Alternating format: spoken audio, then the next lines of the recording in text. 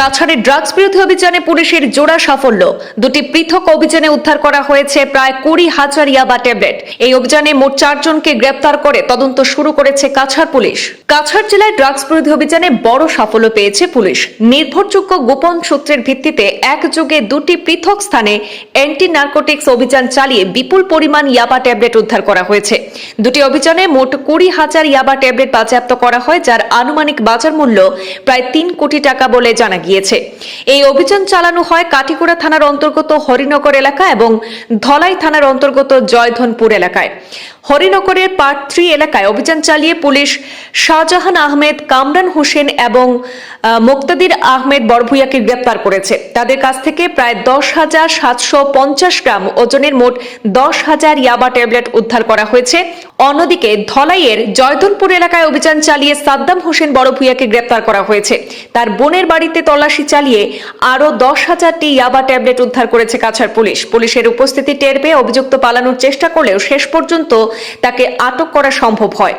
ধৃতদের বিরুদ্ধে এনডিপিএস আইনের আওতায় প্রয়োজনীয় আইনানুগ ব্যবস্থা গ্রহণ করা হয়েছে। পাশাপাশি এই ঘটনার সঙ্গে যুক্ত অন্যদেরও শনাক্ত করতে তদন্ত প্রক্রিয়া অব্যাহত রয়েছে। ড্ৰাগছৰ বিৰুদ্ধে কাছাৰ আৰক্ষীয়ে আন এক বৃহৎ সফলতা অৰ্জন কৰিছে। যোৱাকালি দুটা পৃথকে দুটা অভিযান চলোৱা হৈছিলে। আমাৰ গোপন সূত্ৰে খবৰ আছিলে যে হৰিনগৰ 3য় খণ্ড কাটিগড়া থানাৰ অন্তৰ্গত তাত কিছুমান অসাধু ব্যৱসায়ীয়ে তেওঁলোকৰ ঘৰত ড্ৰাগছ লুকুৱাই ৰাখিছিলে আৰু ইয়াৰ বিৰুদ্ধে এক অভিযান চলোৱা হৈছিলে। আৰু এই অভিযান কালত শাহজাহান আহমেদ নামৰ লোকজনৰ ঘৰত হাউচ চাৰ্জ কৰা হৈছিলে আৰু তাত আৰু দুগৰাকী ড্ৰাগছ ব্যৱসায়ী, তেওঁলোকৰ নাম হ'ল কামৰান হুছেইন আৰু মুক্তাদিৰ আহমেদ। আৰু এই হাউচ চাৰ্জ যেতিয়া কৰিছিলে তেওঁলোকৰ পজিশ্যনৰ পৰা 10,000 ইয়াবা টেবলেট জব্দ কৰা হৈছে। আৰু ইতিমধ্যে আমি গোচৰ ৰুজু কৰিছো আৰু ইয়াৰ ইনভেষ্টিগেশ্যন চলি আছে। আৰু সমান্তৰালভাৱে আবেলিৰ সময়তে আন এক অভিযান চলোৱা হৈছিলে লাইলাপুৰ আউটপোষ্টৰ জয়ধনপুৰ অঞ্চলত, য'ত সাদ্দাম হোসেন বৰভূয়া তেখেতে নিজৰ ভনীয়েকৰ ঘৰত ড্ৰাগছ 10,000 ইয়াবা টেবলেট তেওঁ লুকুৱাই ৰাখিছিলে আৰু তেওঁ বিক্ৰী কৰিবলৈ চেষ্টা কৰি আছিলে।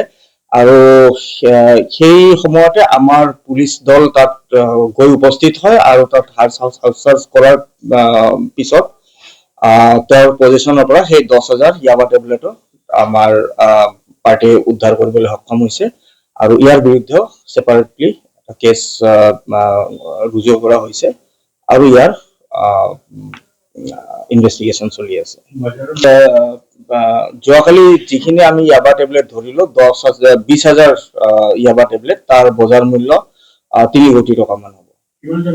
ইতিমধ্যে দুটা যিটো অপাৰেশ্যন চলিছে, ইতিমধ্যে 4জনকৈ লোক এৰেষ্ট হৈছে। চাই লওঁ এতিয়া যোৱাকালি হৈছে তেওঁলোকে কৰায়ত্ব হৈছে। আমি চাই লওঁ যদি আগত যদি তেওঁলোকে যদি আগতো কনভিক্ট আছিলে এনডিপিএছ কেছৰ, আমি নিশ্চয়কৈ আৰু মানে আইন আছে পিট এনডিপিএছ এক্ট, সেইটো তাৰ ওপৰতো আমি কাৰ্যবাহী কৰিম।